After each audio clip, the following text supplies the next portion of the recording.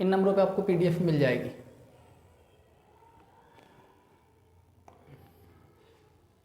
Assets पहले भी हम उसके बारे में जिक्र कर चुके हैं बैलेंस शीट के अंदर कि असेट्स हमारे बैलेंस शीट के अंदर आती है। लेकिन देखिए मैं आपको यहाँ पे जनरलिटीज में कुछ एक्स्ट्रा चीज़ें समझाने की कोशिश करूँगा असेट्स से रिलेटेड। असेट्स हमारे लिए जो बिजनेस होता है उसके लिए काफ़ी अच्छी मानी जाती है। असेट्स हमारे बिजनेस के लिए काफ़ी अच्छी मानी जाती है, लेकिन मैं कहता हूँ असेट्स हमारे लिए एक एक्सपेंसेस भी है। क्योंकि असेट्स कैसे एक्सपेंसेज है, मान लीजिए हम कुछ फर्नीचर लाते हैं तो दिनों दिन वो उसकी जो वैल्यूएशन है वो घटती जाती है, तो मतलब असेट्स हमारे लिए अच्छी नहीं है। मान लीजिए असेट्स के अलावा मैं ले लेता हूँ लाइबिलिटीज़। मान लीजिए हमारे पास कोई पैसा मांगता है, हमें उसको पैसा देना है, क्योंकि वो पैसा मांगता है हमारे से तो हमें उसे पैसा देना है। तो अब ऐसा तो हो नहीं सकता कि दिन दिन वो पैसा हमारे लिए घटेगा, वो बढ़ता ही जाएगा। तो वो तो अपने हिसाब से बढ़ता ही रहता है, वो तो एक अपने हिसाब से बढ़ता ही रहता है। तो असेट्स जो है वो घटती है तो ये हमारे लिए लॉस है। तो असेट्स को आप हमेशा लॉस मान के चलिए, एंट्रीज में क्या मान के चलिए, लॉस। लॉस मतलब अगर आपका लॉस है, अब एक बात बताइए आपके असेट्स में इंक्रीज हो रहा है। एक जनरल एंट्रीज में होता है डेबिट साइड और एक होता है क्रेडिट साइड, डेबिट साइड और एक होता है क्रेडिट साइड। क्रेडिट साइड का जो बैलेंस होता है वो ऑलवेज हमारे पक्ष में होता है, ठीक है। और डेबिट साइड का बैलेंस जो होता है वो हमारे पक्ष में नहीं होता है। मतलब कह सकता हूँ मैं कि डेबिट साइड के जो बैलेंस हैं वो हमारे एक्सपेंसेस से रिलेटेड होंगे और क्रेडिट साइड के जो बैलेंस हैं वो हमारे इनकम से रिलेटेड होंगे, ठीक है। जनरल एंट्रीज बनाने के लिए अगर आपका असेट्स में इंक्रीज होती है, कोई भी असेट्स बढ़ती है, तो आपको ये मान के चलिए कि असेट्स का बढ़ना हमारे लिए अच्छा नहीं है। तो अच्छा नहीं है तो वो डेबिट साइड में जाएगा, क्योंकि डेबिट खुद भी हमारे लिए अच्छा नहीं है। तो जो अच्छा नहीं है वो कहाँ चला जाएगा, डेबिट साइड में। और जो हमारे लिए अच्छा है वो कहाँ चला जाएगा, क्रेडिट साइड में। तो असेट्स का घटना हमारे लिए अच्छी बात है, तो डिक्रीज हमारे लिए अच्छी बात है। और असेट्स का घटना कहाँ चला जाएगा, क्रेडिट में चला जाएगा, क्योंकि इसी से रिलेटेड आता है एक कैश। अगर कैश हमारे पास आता है, ऑलवेज कैश हमेशा असेट्स होता है, करंट असेट्स होता है, तो असेट्स का बढ़ना हमारे लिए अच्छा नहीं है। तो कैश अगर हमारे पास आ रहा है तो मतलब केस बढ़ ही रहा है और उसका बढ़ना हमारे लिए अच्छा नहीं है। तो केस क्या हो जाएगा, अगर हमारे पास केस आता है तो केस क्या हो जाएगा, डेबिट हो जाएगा। ओके, अब हम लाइबिलिटीज़ की बात कर लेता हूँ। तो लाइबिलिटीज़ के लिए मैं बता ही चुका हूँ कि लाइबिलिटी जो हमारे लिए है वो ठीक है। एक बैलेंस में अगर आप एक बिजनेस में अगर आप लाइबिलिटीज़ रखते हैं तो बहुत अच्छी बात है। बिजनेस चलाने के लिए हमेशा आप लाइबिलिटीज़ रखिए, पैसा उधार रखिए किसी को देने के लिए, क्योंकि वो आप आराम से चुका सकते हैं, ठीक है। तो इंक्रीज जब लाइबिलिटीज़ में होगा तो अच्छी बात है। जितना उधार ले सकते हो उतना उधार लीजिए, क्योंकि जितना उधार लेके मजे कर सकते हो उतना कीजिए, अच्छा है। बिजनेस लॉस हो जाएगा तो क्या होगा, बिजनेस डूब जाएगा, मना कर देंगे पैसा है ही नहीं, बिजनेस हमारा लॉस में जा रहा है, ठीक है। और डिक्रीज अगर डिक्रीज हो रहा है किसमें, लाइबिलिटीज़ में। लाइबिलिटीज़ में डिक्रीज हो रहा है मतलब लाइबिलिटीज़ आप ज़्यादा पैसा उधार नहीं मांग रहे हो, अपने ही पैसे से काम चला रहे हो, तो दिक्कत है। आप दूसरों से लीजिए, क्योंकि बिजनेस उसको पेड करेगा, यह 100% है। बिजनेस हम लाइबिलिटीज़ को पेड करता है। एक्सपेंसेज से तो वैसे आप समझते होंगे कि हमारे लिए सारे एक्सपेंसेज नुकसान ही होते हैं। तो इंक्रीज जब एक्सपेंसेज में होगा तो डेबिट होगा, और डेबिट साइड हमारे लिए नुकसान को ही शो करती है। और डिक्रीज जब एक्सपेंसेज डिक्रीज होंगे तो अच्छी बात है, क्रेडिट साइड। अगर इनकम आती है तो इनकम हमारे लिए अच्छी बात है, तो अच्छी बात कहाँ चली जाएगी, क्रेडिट साइड। अगर इनकम कम होती है, डिक्रीज होती है, तो हमारे लिए अच्छी बात नहीं है, वो कहाँ चली जाएगी, डेबिट साइड। आते इन जो बातें मैंने बताई है इनके बेसिस पे जनरल एंट्रीज को बनाने की कोशिश करते हैं, बन जाएगी। ओके, आते हैं स्टार्टेड बिजनेस विथ केस। अगर आप बिजनेस स्टार्ट कर रहे हो केस के साथ, मतलब क्या हो रहा है, ओनर किसी बिजनेस को स्टार्ट कर रहा है केस के साथ, मतलब बिजनेस में तो केस बढ़ ही रहा है, ओनर का केस आ रहा है, ओनर को हम वो केस देंगे भी, क्योंकि बिजनेस अलग है और ओनर अलग है। कौन समझाता है, बिजनेस एंटिटी कॉन्सेप्ट इस बात को बताता है कि ओनर और बिजनेस दोनों अलग हैं, ठीक है। बिजनेस अपने आप में सेपरेट यूनिट है। जब केस आ रहा है, केस बढ़ रहा है बिजनेस में, तो बिजनेस के लिए अच्छा नहीं है, क्योंकि असेट्स का बढ़ना हमारे लिए अच्छी बात नहीं है, और अच्छी बात नहीं है तो कहाँ चली जाती है, डेबिट साइड में। तो और लाइबिलिटीज़ क्या बढ़ रही है, लाइबिलिटीज़ क्या हो रही है, बढ़ रही है। लाइबिलिटीज़ का बढ़ना अच्छी बात है, उधार जितना बढ़े उतना अच्छी बात है। तो जो अच्छी बात चली जाएगी वो कहाँ चली जाएगी, क्रेडिट साइड में। अच्छी बात कहाँ चली जाएगी, क्रेडिट साइड में, ठीक है। अब मैं बात करता हूँ started business with cash, stock and assets. हो सकता है मान लीजिए कोई बिजनेस में केस लगा के स्टार्ट कर रहा हो, कोई हो सकता है बिजनेस में स्टॉक भी लगा रहा हो, असेट्स भी लगा रहा हो, तो क्या ही दिक्कत है। अगर स्टॉक भी दे रहा है तो बिजनेस के मतलब बिजनेस के पास स्टॉक भी क्या है, एक असेट्स है। स्टॉक क्या है, असेट्स है। कोई भी बिजनेस को माल दे रहा है तो क्या है, असेट्स है। तो असेट्स बढ़ रही है तो क्या कर देंगे, डेबिट कर देंगे। असेट्स बढ़ रही है तो क्या कर देंगे, डेबिट। स्टॉक भी क्या है, असेट्स है तो डेबिट, और केस बढ़ रहा है तो केस भी डेबिट, ठीक है। और टू कैपिटल, क्योंकि इन सबको फ्यूचर में जो चुकाना पड़ेगा, बिजनेस को क्या करना पड़ेगा, पेड करना पड़ेगा। तो ये सब जो लाइबिलिटीज़ है, लाइबिलिटीज़ बढ़ रही है, क्योंकि जैसे जैसे बिजनेस में कुछ मान लीजिए उसने फर्नीचर भी दे रहा है, स्टॉक भी दे रहा है, तो बिजनेस को तो पेड करना ही है मालिक को, तो लाइबिलिटीज़ बढ़ रही है, तो अच्छी बात है लाइबिलिटीज़, और अच्छी बातें कहाँ चली जाएगी, क्रेडिट साइड में। ओके, आगे हम इसके ऊपर बात करते हैं। देखो, एक होती है आपकी नरेशन, एक क्या होती है, नरेशन। हर एक जनरल एंट्री के बाद आपको नरेशन करना पड़ता है। तो नरेशन में आप लिख सकते हो being cash start, business started with cash, जितना भी हो बिजनेस स्टार्टेड विथ कैश, तो आप लिख सकते हो नरेशन में। इसलिए मैंने नहीं लिखा है क्योंकि नरेशन हर एक इंसान अपने अकॉर्डिंग करता है, अपने अकॉर्डिंग सेंटेंस को क्रिएट करता है, तो अपने हिसाब से नरेशन लिख सकता है। नरेशन में ऐसी कोई दिक्कत वाली बात नहीं है। आगे की बात करते हैं हम।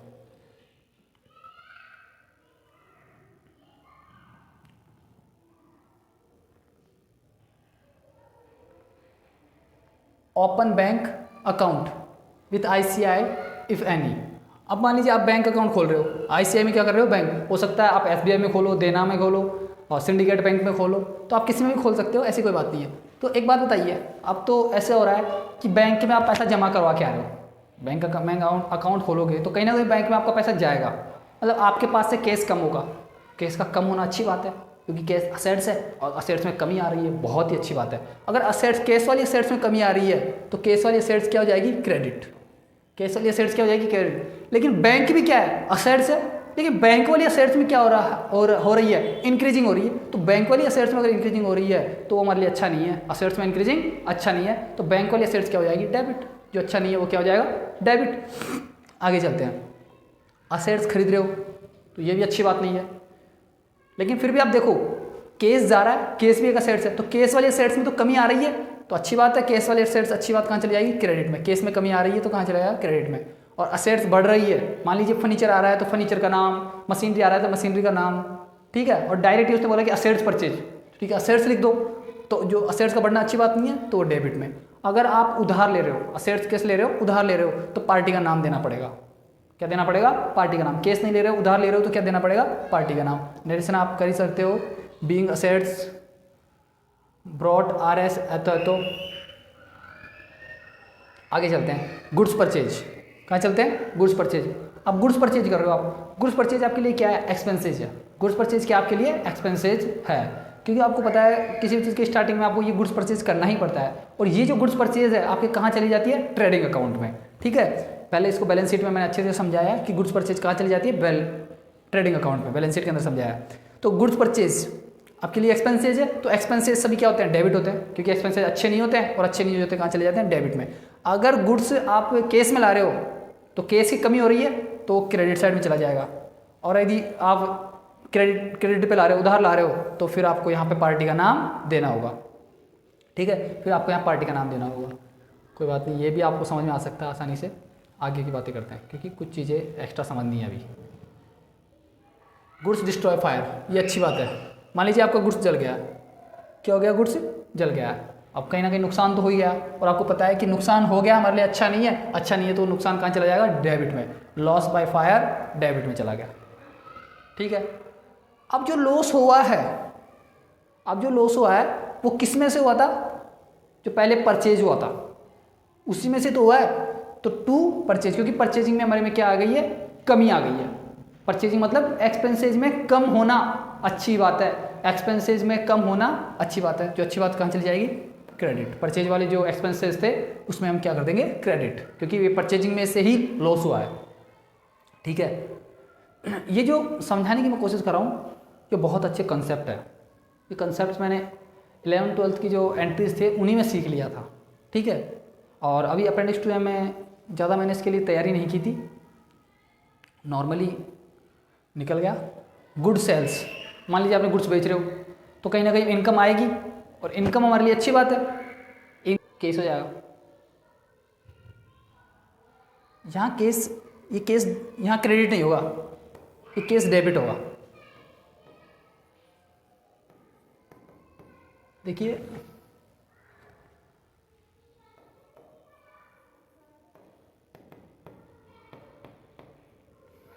यदि केस में माल बेचते हो, मतलब वो नगद पैसा दे के जाता है, तो पैसा बढ़ रहा है तो हमारे लिए अच्छी बात नहीं है, तो केस अकाउंट डेबिट होगा, ये गलत हो गया। ठीक है। और यदि उधार में बेचते हो तो यहाँ पार्टी का नाम और यहाँ पे सेल आ जाएगा, ठीक है। ये भी एंट्री हो गई। अब हम पढ़ते हैं, मान लीजिए आपको डोनेशन दे रहे हो, क्या कर रहे हो, डोनेशन। तो डोनेशन भी हमारे लिए क्या है, लॉस है। डोनेशन भी हमारे लिए क्या है, लॉस है, ठीक है। तो जो लॉस है उसको डेबिट कर देंगे, डोनेशन अकाउंट डेबिट। डोनेशन हमारे लिए लॉस है तो डोनेशन और चैरिटी अकाउंट डेबिट। जो डोनेशन कर रहे हो किस में से कर रहे हो, आपके गुड्स में से, जो आपने, जैसे आग में क्या हो गया था, आपका वही गुड्स जला हुआ था, जो गुड्स कम हुआ था, वो जो एक्सपेंसेस थे उस कुछ ना कुछ पैसा कम हुआ होगा, तो एक्सपेंसेस का कम होना अच्छी बात है। गुड्स का देखो जल जाना अच्छी बात नहीं है, लेकिन हमारे पास लिखने के लिए कोई दूसरा ऑप्शन नहीं है, ठीक है। तो उसके लिए हम लिख देते हैं परचेज गुड्स। हाँ, अगर डोनेशन में आप कैश करते हो तो फिर कैश लिख सकते हो, लेकिन अगर गुड्स डोनेशन करते हो तो फिर आपको यहाँ गुड्स लिखना पड़ेगा। तो बीइंग नरेशन कर सकते हो आप, इसकी भी नरेशन कर सकते हो। अब आगे चलते हैं, normal discount and full final settlement according to trade discount में बी इलेबोरेटेड, ठीक है। इसको इलेबोरेट करना है, इसको बताना है आपको। तो देखो ये बहुत ही अच्छी एंट्री है, ये एंट्री मैंने प्रीवियस ईयर के एग्जाम्स में देखी है और काफ़ी अच्छी एंट्री है। इसको पूरा समझने की कोशिश करते हैं, यही एक कॉन्सेप्ट है एंट्रीज का, इसी कॉन्सेप्ट पे एंट्री रखा है, ठीक है। ये एंट्री हम करते हैं, इसको समझने की कोशिश करते हैं।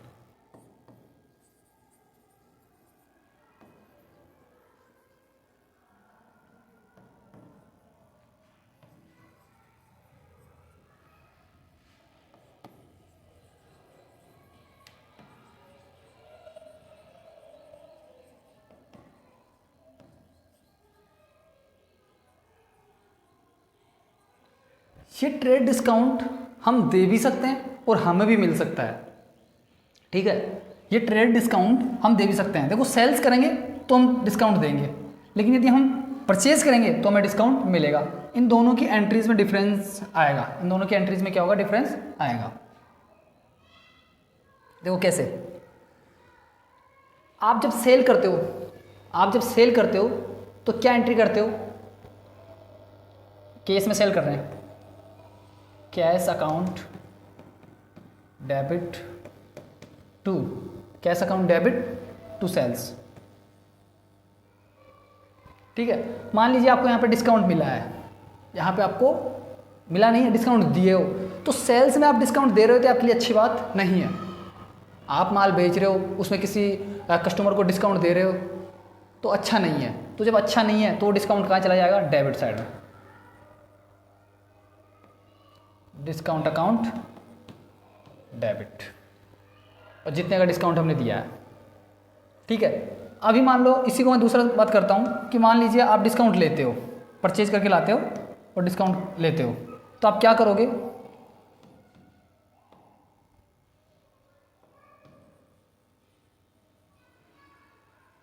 परचेज अकाउंट डेबिट, कैश में परचेज करते हो तो कैश और नहीं XYZ। अब आप परचेज कर रहे हो तो परचेज करते हो, डिस्काउंट आपको मिल रहा है, ये अच्छी बात है, तो अच्छी बात है तो क्रेडिट में।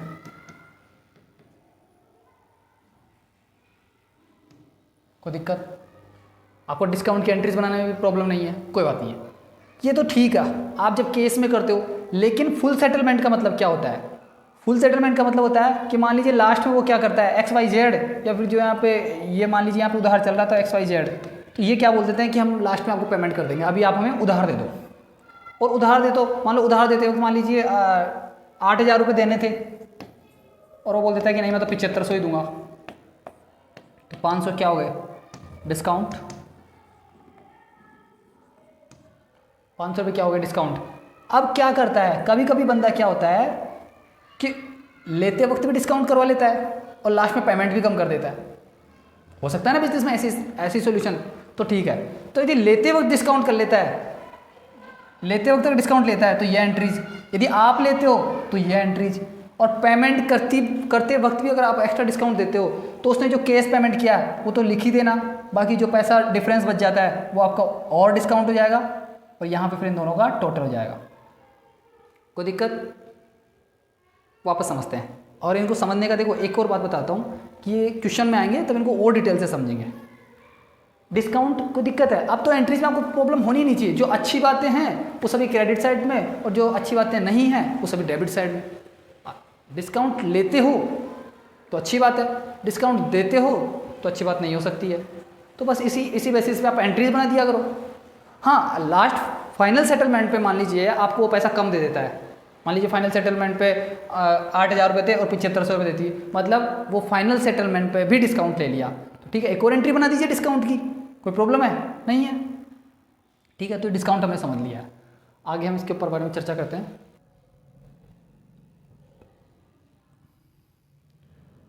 हाँ, डिस्काउंट हमने समझ लिया है। हम रेक्टिफाई द एरर, ये भी इंपॉर्टेंट है, रेक्टिफाई द एरर। कभी कभी क्या होता है कि हम एंट्री गलत बना देते हैं, कभी कभी क्या होता है हम एंट्री गलत बना देते हैं। अब देखो एंट्री कैसे गलत बनाते हैं, वो चीज़ समझने की कोशिश करते हैं। कभी कभी क्या होता है हम एंट्री गलत कर देते हैं, जैसे देखो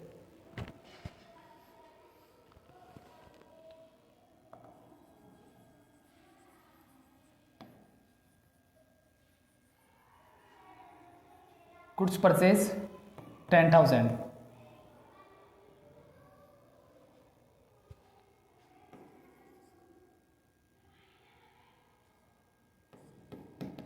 is entered in sales account. अब देखिए आपने गुड्स को परचेज किया है और किस में डाल दिया, सेल्स वाले अकाउंट में।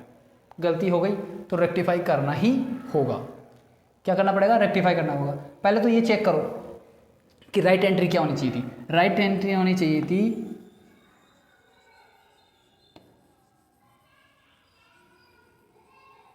Goods purchase account debit to, कैसे मान लेता हूँ मैं अभी, है ना, ठीक है, उधार नहीं मान के कैसे मान लेता हूँ, ठीक है। ये तो क्या है, राइट एंट्री, ये तो क्या है, राइट एंट्री। अभी रॉन्ग क्या हो गई, सेल्स बुक में चली गई, सॉरी सेल्स अकाउंट में। देखिए ये सेल्स बुक और सेल्स अकाउंट दोनों में डिफरेंस है। अगर वो सेल्स अकाउंट बोल रहा है, जब इफ वो सेल्स अकाउंट बोल रहा है तो मतलब किसी एक अकाउंट में गड़बड़ हुई है। अगर सेल्स बुक बोल रहा है तो उसने पूरी एंट्री में ही गलती कर दी, ठीक है। तो अभी अकाउंट में किया है तो मतलब यहाँ क्या कर दिया होगा, परचेज की जगह क्या लिख दिया, सेल्स। हो सकती है ऐसी गलतियाँ, आप भी सोच सकते हो, ये भी हो सकती है। तो उसने सेल्स अकाउंट डेबिट कैश, गलती से यहाँ गुड्स की जगह क्या कर दिया, सेल्स कर दिया। ये तो राइट है, ये रॉन्ग एंट्री हो गई। अब रेक्टिफाई करते हैं। रेक्टिफाई कैसे करेंगे, रेक्टिफाई की ज़रूरत क्यों है। देखिए कभी कभी हम क्या हो सकते हैं, हम काट के उसको दूसरा भी कर सकते हैं, वहीं पे काट के लिख सकते हैं कि ठीक है परचेज की जगह हम लिख देते हैं, या फिर सॉरी सेल्स की जगह हम लिख सकते हैं गुड्स परचेज। तो जब क्या होता है, ऑडिट होता है ना, तो सबसे पहले ऑडिट इंस्पेक्टर इसी को पकड़ लेते हैं।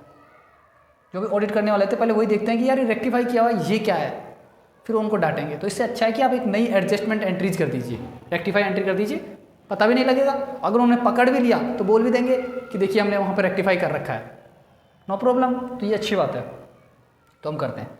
देखिए केस तो हमारा यहाँ पे भी क्रेडिट है और केस हमारा यहाँ पे भी क्रेडिट है, नो प्रॉब्लम, कोई प्रॉब्लम नहीं है।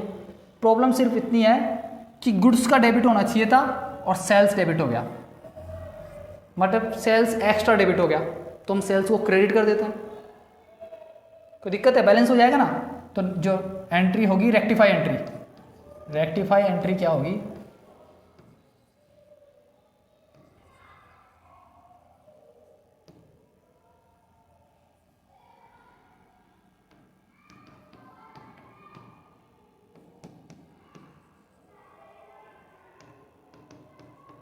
ये रेक्टिफाई एंट्री होगी, बस यही पूछता है।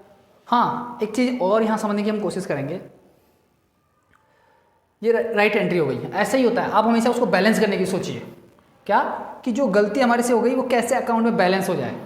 अगर कोई डेबिट ज़्यादा हो गया तो उसको क्रेडिट कर दो, कोई क्रेडिट हुआ ही नहीं तो उसको फिर क्रेडिट करो, कोई डेबिट ज़्यादा हो गया तो उसको क्रेडिट करो, कोई डेबिट हुआ ही नहीं तो फिर उसको डेबिट करो। ये तो था सेल्स अकाउंट का। मान लीजिए यहाँ सेल्स बुक हो देता, क्या होता, सेल्स बुक होता,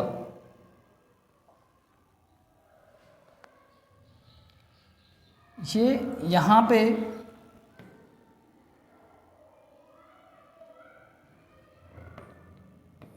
ये यहाँ पे सेल्स बुक होता, तब क्या होता, तब देखिए क्या होता, ओनली अकाउंट्स और बुक में डिफरेंस है। एग्जामिनर जो हमें दिया है अपेंडिक्स 2 में अभी तक बुक से क्वेश्चन दिया है, बुक से क्वेश्चन दिया है। बुक्स वाली जो मिस्टेक है वो थोड़ी एक्स्ट्रा है, अकाउंट वाली मिस्टेक थोड़ी छोटी होती है, बुक्स वाली थोड़ी आगे होती है, मीडियम साइज की होती है। ठीक है, अभी राइट एंट्री तो वही होगी,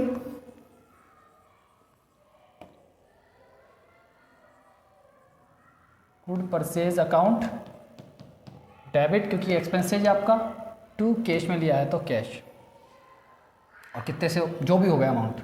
ठीक है, कोई ना।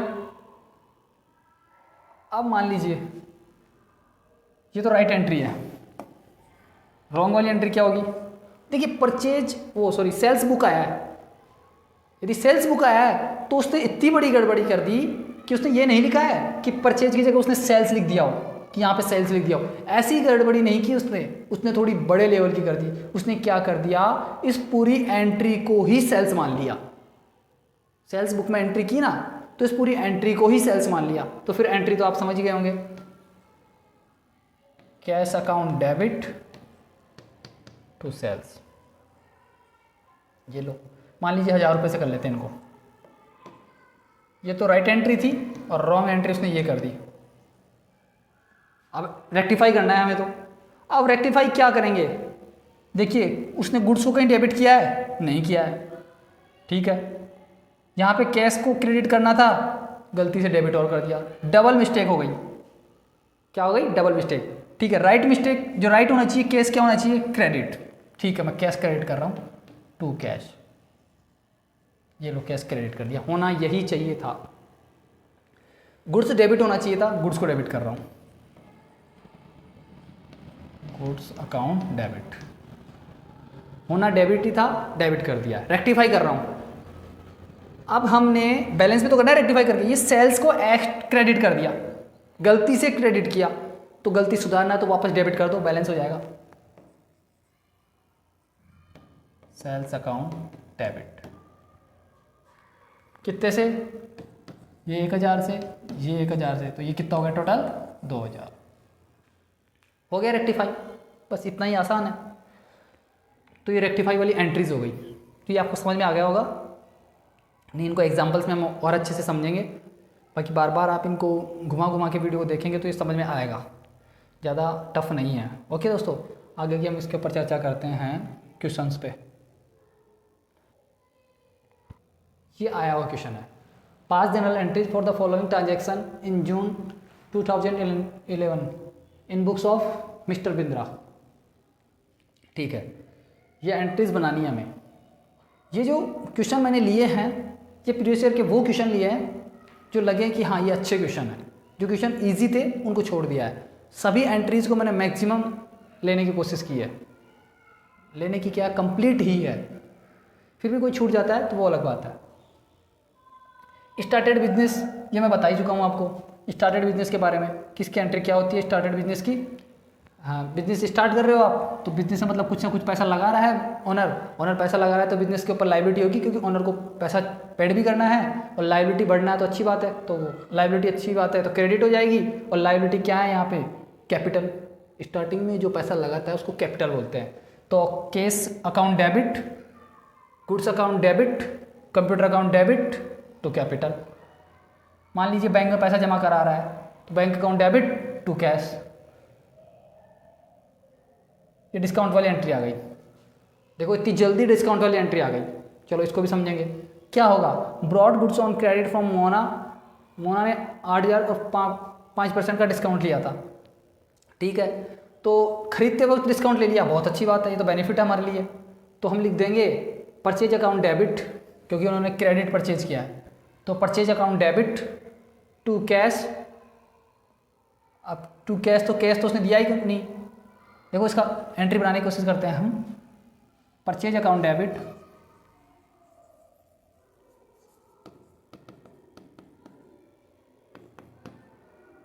ये क्या है, क्रेडिट पे है, तो मोना अकाउंट हो जाएगा, और डिस्काउंट और हमें मिला अलग से, तो ये डिस्काउंट हो जाएगा। क्या ही दिक्कत है, परचेज वाला डिस्काउंट हमारे लिए अच्छी बात है, खरीदते वक्त हम कुछ डिस्काउंट ले रहे हैं, बहुत अच्छी बात है, कम पैसा देना पड़ रहा है। अब मान लीजिए देखो आगे इसका एक एंट्री होगी पेड केस। देना तो था इसको, मोना को जो उधार पैसा था वो 7600 रुपये देना था। यहाँ पे 400 का डिस्काउंट हो गया, 8000 रुपये की हमने परचेजिंग की है। पेमेंट कितने का करना था? 7600 का, लेकिन मोना तो देती है 7400 रुपये ही, 200 रुपये का और नुकसान हो गया। ठीक है, नुकसान हो गया तो वापस एंट्री बना देते हैं। जब हमारे पास केस, उसने पेमेंट किया हमें तो हमारे पास कैश आया, तो कैश आना अच्छी बात नहीं है, कैश अकाउंट डेबिट, और फिर उसने डिस्काउंट, और ये भी हमारे लिए नुकसान है। Discount account debit to Mona account. यहाँ तो कैश कितनी है? 7400। यहाँ पे कितना हो जाएगा? कितने रुपये कम दिया है? 200 रुपये। और यहाँ पे कितना हो जाएगा? टोटल 7600 रुपये मोना का अकाउंट। देख लीजिए बैलेंस हो गया मोना का अकाउंट वापस। तो ऐसा सिंपल एंट्री है, आपको लगने लगा होगा ये सिंपल, वैसे आप अदर वीडियोस देखेंगे तो आपको इतना आसान लगता नहीं है, क्योंकि मैंने इनको रखने की कोशिश किया। और सबसे बड़ा जो मेरा कॉन्सेप्ट था वो यही था, अच्छी बातें क्रेडिट और जो अच्छी नहीं है वो डेबिट, यही सबसे बड़ी बात थी। इसको जो समझ लेता है वो सब क्वेश्चन कर ही लेगा। आगे चलते हैं। ये डिस्काउंट वाला कर लिया, बेचने वाला था तो इस पर बेचने वाले पे डिस्काउंट दे रहा है, तो गलत बात है। बेचने पे आप डिस्काउंट क्यों देते हो यार? आपके लिए तो लॉस है, तो लॉस है तो वो वाला डिस्काउंट तो क्या हो जाएगा? डेबिट। ठीक है, इसकी जो एंट्री वो मैं बता देता हूँ, क्योंकि ये एंट्री करना ज़रूरी है। मान लीजिए बेचते वक्त हो रहा है, तो अभी ये क्या है? Sold goods to Narayana RS 8000 at trade discount. कहीं लिखा नहीं है इसको केस में दिया या क्रेडिट पे दिया, तो हम इसको क्रेडिट मान के चलते हैं। ठीक है, क्योंकि लास्ट में इसका सेटलमेंट भी दे रखा है, तो ये क्या हो जाएगा? क्रेडिट। तो ठीक है, नायाना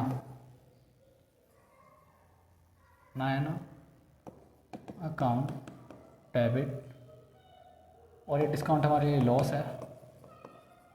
discount account debit to sales. बेचा ना हमने, सेल्स कितना? 8000 था। कितना पेमेंट करेगा वो हमें? 7600 रुपये। 400 रुपये उसके लिए डिस्काउंट। यहाँ तो दोनों ही 5% है और रेट भी 8000 है, कोई दिक्कत नहीं है। अलग होता तो अलग कर देते। ठीक है, 8000 का हो गया। अभी मान लीजिए सेटलमेंट करना है।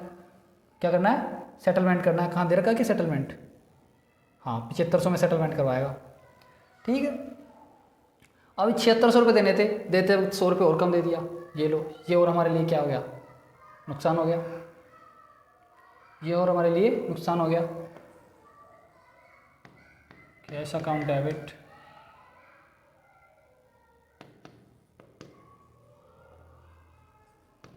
डिस्काउंट अकाउंट डेबिट टू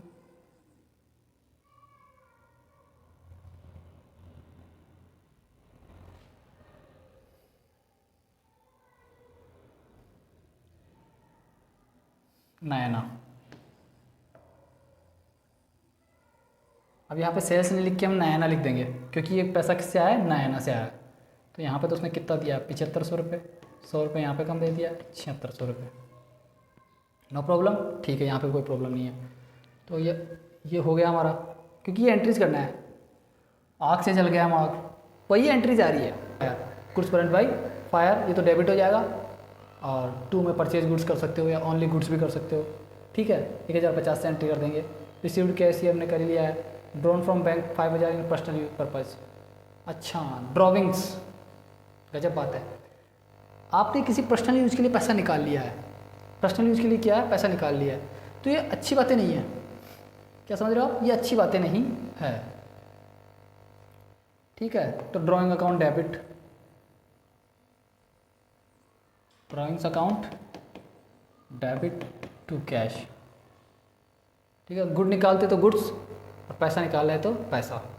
5000 से एंट्री हो जाएगी। कोई प्रॉब्लम? ठीक है। पेड कैश मोना सेटलमेंट कर चुके हैं। Paid house rent, rent account debit to cash, आसान एंट्री है। Sold goods for 10,000 Divakar who has paid 6000 account. मान लीजिए हमने उसको माल बेचा है और उसने उसको 6000 रुपये पेमेंट दे दिया हमें, तो कैश हमारे पास बढ़ रहा है, तो cash account debit cash account debit, और क्रेडिट पे रखा है हमने कुछ पैसा उधार, Divakar account debit to sales. Sale कितने की हमने 10,000 रुपये की, इसमें उसने कितना उधार रखा है 4,000 रुपये, कैश कितना कर दिया 6,000 रुपये, नो प्रॉब्लम। तो ये सब चीज़ें हमने सीख ली है। आगे बात करते हैं। देखिए तो मिस्टर बिंद्रा जनरल, ये थोड़ा यहाँ पे आएगा बीच में, ये कहाँ पे आएगा, बीच में आएगा, ये यहाँ पे आएगा, टाइपिंग मिस्टेक्स हो जाती है। तो अभी मिला लेना, ये वही एंट्री है, bank to cash, goods purchase to Mona discount, Nayana discount to goods sales, loss by fire to purchase, cash discount to Nayana account, drawing account debit to cash, सभी वही है, आप आराम से इनको देख सकते हैं। Drawings account debit to cash, Mona account debit to cash to discount, और मिल गया rent account to cash, cash Divakar to sales. ठीक है, आसान एंट्रीज। आगे हम बात करते हैं एक और एग्जांपल की। Pass journal entries of the following transaction in the books of mister Rajesh. Started business with cash, ये एंट्री आप कर सकते हो। ब्रॉड गुड्स फॉर केस, ये भी आप कर सकते हो। ओपन एन अकाउंट बैना, ये भी आप कर सकते हो। सोल्ड वाली भी आप कर सकते हो। Purchase goods from ABC on credit, credit पे आपने कोई माल लिया है, कर सकते हो। Mister Rama return goods, goods का रिटर्न हुआ है, तो क्या ही दिक्कत है। परचेज करते वक्त हमने क्या बनाई होगी, purchase account debit to goods, तो अभी हम दूसरा बना देंगे, उल्टा कर देंगे। उल्टा क्या कर देंगे, goods account debit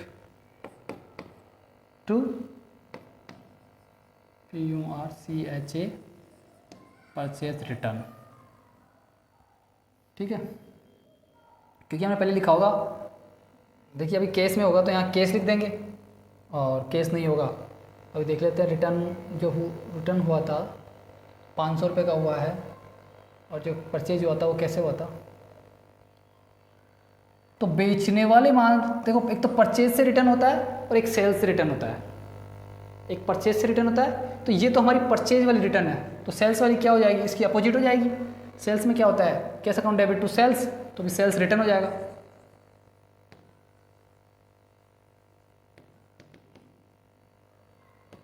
debit to, यदि क्रेडिट पे है माल, क्रेडिट पे चल रहा है, क्योंकि क्रेडिट में उधार तो हो ही सकता है, तो उसका नाम लिख देंगे XYZ, अदरवाइज जो है मिस्टर रामानंद, ये कर देंगे। तो ये एंट्रीज आपकी कंप्लीट है, ज़्यादा टाइम लगाने की जरूरत नहीं है, आप देख सकते हो। ठीक है,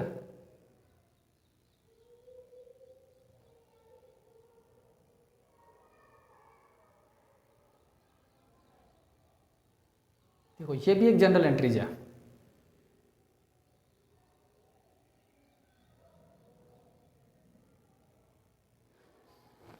देखो ये एक जनरल एंट्रीज है जो अभी एग्जाम में पूछी गई थी लेटेस्ट 2024 में। आपको DA का बकाया भुगतान किया गया, बताइए, ना पैसा दे रखा है ना कुछ दे रखा है, फिर भी एंट्रीज पूछ रहे हैं। NSR के माध्यम से आपके कार्यालय में काम करने के लिए कंप्यूटर खरीदा गया, आपके प्रिंटर के लिए स्टोर से आपूर्ति की कार्ट्रिज, कहीं अमाउंट नहीं है, अमाउंट नहीं है, फिर भी हमें एंट्रीज करनी है। ठीक है, हम कर सकते हैं एंट्रीज, कैसे कर सकते हैं, देखो आप चेक कर सकते हैं आराम से, इनका वीडियो को बैक करके देख सकते हैं। आपको DA बकाया का भुगतान किया गया, आपको किया है मतलब मुझे मिला है, मुझे मिला है मतलब मेरे पास केस बढ़ा है, मुझे मिला है मतलब मेरे पास केस बढ़ा है। तो ये एंट्री थोड़ी उल्टी हो गई, यहाँ होगा cash account debit, cash account debit to arrear DA।